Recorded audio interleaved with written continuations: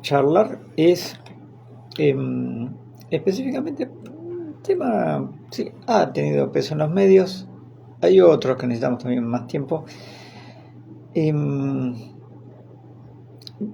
Ustedes se habrán dado cuenta, seguramente porque lo ven en su bolsillo, que el gobierno viene bajando metódica y sistemáticamente los subsidios al gasto en electricidad, al gas, y servicio de agua y luz, servicio, perdón, de agua potable y cloacas. Hubo un debate en la Cámara de Diputados de la Nación sobre el régimen de zonas frías. Lo voy a hacer corta. Es un subsidio al consumo de gas, en principio domiciliario, que se aplica en zonas en que hace mucho frío en invierno. Este era un subsidio que históricamente estaba para la Patagonia y algunos lugares de la cordillera. En el 2021 se amplió a otras zonas del país. El gobierno mandó un proyecto de ley para modificar esa ley. Las líneas argumentales del gobierno es: esto estaba para la Patagonia, etcétera, etcétera, es un exceso, esto es lo otro. Y después por ahí vamos a leer un poco el detalle. Yo quiero ponerme el detalle en el sentido de cómo se hace. Involucra ya varias provincias, porque por ejemplo hay 55 distritos de la provincia de Buenos Aires en que hay usuarios y usuarias que tienen este mayor descuento por un beneficio. Por ejemplo, estaba viendo que en Bahía Blanca, donde en invierno no hace precisamente calor, en La Plata hay mucha gente de Bahía que va a testimoniar, aparte de quienes hemos estado o pasado de viaje al sur por Bahía, sabemos que bueno, el clima del sur de la provincia de Buenos Aires, esto digamos, del sur de la provincia de Buenos Aires, es bastante parecido, esto lo digo, aparte que se puede ver en internet, pero uno que ha andado por ahí, bastante parecido al norte de Río Negro. Por esa zona van a dejar de tener subsidio por la diferencia climática. De hecho, vamos a mencionar, porque a mí lo que me interesa por ahí es poner en tela el concepto de por qué sistemáticamente se recortan los subsidios de todo, con distintos argumentos. Para los subsidios en general, la línea argumental es: bueno, pero paga lo mismo una casa de alguien de media baja, o no digamos pobre, porque todavía supuestamente hay alguna tarifa social, que gente en un barrio cerrado o en un lugar, digamos, de una propiedad de personas de alto poder adquisitivo. Es verdad, estaba pasando eso, pero con esa excusa meten un hachazo. Sí, de hecho encontré en Econojournal un artículo que entra en detalle de manera interesante sobre qué es específicamente lo que se corta y cómo se corta. Y relatalo un poco así. Bueno, primero establezcamos que el proyecto es de 2021, que fue impulsado durante el gobierno de Alberto Fernández, que fue en este momento la Cámara de Diputados dio media sanción un proyecto de ley que con formato de mini ómnibus, que incluye una serie de modificaciones regulatorias, etc. Bueno, esa iniciativa tuvo 132 votos afirmativos y ahora tiene que ser tratada por el Senado. Lo que haría es remover la ampliación aprobada en 2021. ¿Por qué? Antes el régimen de zona fría aplicaba solamente a las zonas de lo que acá llama severidad climática indiscutible, como la Patagonia, Malargüe y La Puna. Malargüe y La Puna. En 2021 se había extendido, se había ampliado. Y ahora en este momento se acaban de aprobar a través de reducir esa inflación a través de la Cámara de Diputados y tiene que ver en el Senado. ¿Qué implican estos cambios? En principio esto. Hasta ahora los usuarios alcanzados por zona fría recibieron una bonificación del 30 o del 50% sobre el total de la factura de gas. Total, eso es lo importante. Ahora vamos a ver por qué del total de la factura. El nuevo proyecto modifica ese criterio y establece que el subsidio solo se aplicará sobre el precio del gas en el punto de ingreso del sistema de transporte, el PST, que es apenas uno de los 3 componentes que integran una factura residencial. Los otros 2 componentes son el valor agregado de distribución, VAD, que explica gran parte del cargo fijo que pagan los hogares, y el costo de transporte troncal del gas natural.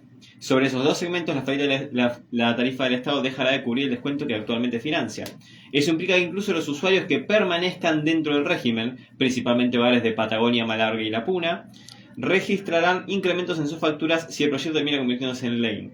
Y además agrega, según cálculos preliminares realizados por especialistas consultados por EconoJournal, el artículo que estoy leyendo, en provincias como Neuquén, el aumento promedio podría ubicarse en torno al 20% de la factura final residencial. En regiones con mayor severidad climática y menor densidad poblacional, como en Tierra del Fuego o el sur de Santa Cruz, el impacto podría ser todavía mayor y trepar hasta niveles cercanos al 30%. Es decir, nosotros un recorte se está vendiendo como reducir esta inflación, que es demasiado, porque esto va a afectar solamente a las provincias que realmente les afecta, etcétera, etcétera. No, es más grave que eso. No solo reduce la ampliación, sino que recorta totalmente 2 porciones de las 3 que conforman una factura de gas. Y acá tenemos los números exactos en cómo podría impactar eso a las zonas más frías. Bien, como ustedes se habrán dado cuenta de la lectura de EMI, es técnicamente complejo porque uno tiene que manejar lo que lee de la factura. Y yo las miro bastante, investigo, las miro, las reviso de un lado para otro. ¿Cuál es importante hacer hoy en día? Porque nos estamos acostumbrados demasiados a no leer y a no revisar cosas en detalle. Y ¿qué tiene esto? Yo no es que estoy haciendo una queja que la está viendo, digamos, en los medios, una queja porque aumentan, digamos, sino estoy yendo al concepto, porque podemos discutir si tiene que haber unos subsidios inclusive. Lo que yo digo velozmente, bueno, sería interesante que no los hubiera. Y alguien me dirá, pero ¿cómo no vas a subsidiar? Y sí, hubo una época en este país, yo era chico, en el que había menos subsidios, no había subsidios. Ahora había unos salarios altitos que hacían que la gente se pudiera pagar de su bolsillo el micro, la electricidad, el gas, y no había ningún problema para llegar a fin de mes. Estoy, digamos, exagerando un poco, pero no tanto. Porque después en el otro bloque quiero charlar sobre un informe, lo publicó el Diario, pero digamos, en que 7 de cada 10 trabajadores argentinos gastan su sueldo en menos de 14 días. Es decir,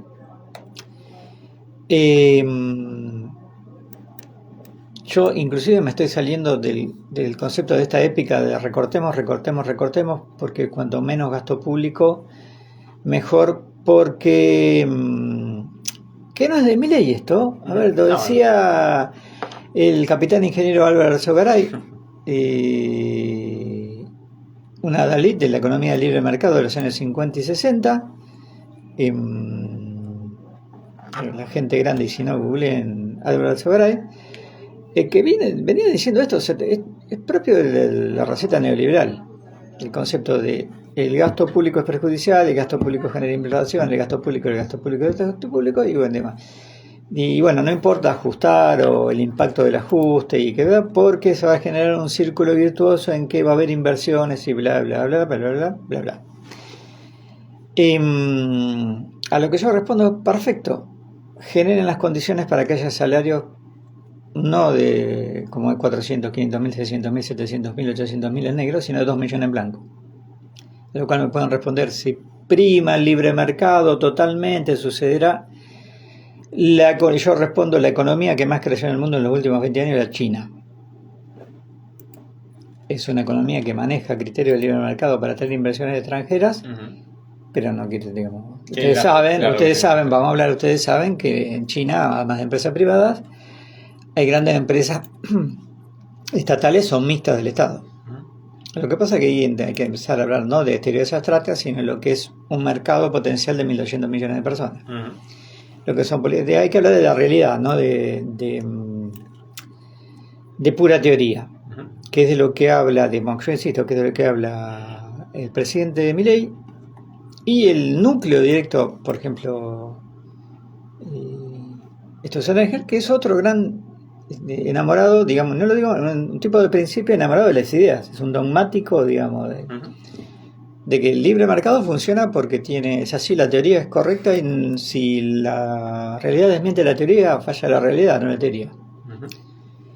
Entonces estoy yendo a ese concepto. Entonces, como en este país, en el postmenemismo, digamos, que privatizó todas estas empresas, digamos, en la década de los 90, los salarios crecieron, pero evidentemente sería otro punto a discutir. No crecieron tanto, y el trabajo en blanco creció, pero no creció tanto. Una estrategia gubernamental fue subsidiar, que es una forma Hay dos formas de incrementar el consumo, keynesianamente hablando. Altos salarios y facilitar el consumo de manera indirecta, que es el gasto público directo, que es lo que gasta el Estado, o como el Estado te financia actividades, por ejemplo, educación pública. Además de ser un derecho, que eso, si vos no tenés que pagar por la educación, disponés de dinero para gastar en otras cosas. Esto es algo que nunca se dice. Si vos, por ejemplo, tenés educación pública, salud pública, y tenés un transporte muy barato, hay parte de los ingresos de los grupos familiares que se pueden destinar a otras cosas, a otros consumos o al ahorro. Depende de cómo oriente el Estado la economía, se puede volcar más al ahorro o hacia la inversión. Entonces, si vos planificás democráticamente, esto está en libro de texto, digamos, lo ven en la Facultad de Economía, aquí abajo, en este edificio, en este edificio, o es una de las corrientes, digamos. Entonces vos tenés, esto es un marco. Yo quería, en primer bloque, remarcar que, bueno, sí, yo puedo cometer la herejía de decir, bueno, saquen subsidios. Miren lo que estoy diciendo, saquen subsidios. Bien. Ahora, salarios altos, trabajo estable y en blanco. Ahí podemos ver, saquen subsidio al consumo, dejen sí la educación pública, que tampoco la quieren. Dejen la salud pública, que tampoco la quieren. Y si puedo agregar algo, esto aparte agrega las consecuencias, porque lo mencionamos mucho en el programa, que vos bien decís que no se habla mucho en los medios del impacto del cambio climático y lo que se tiene que hacer al respecto.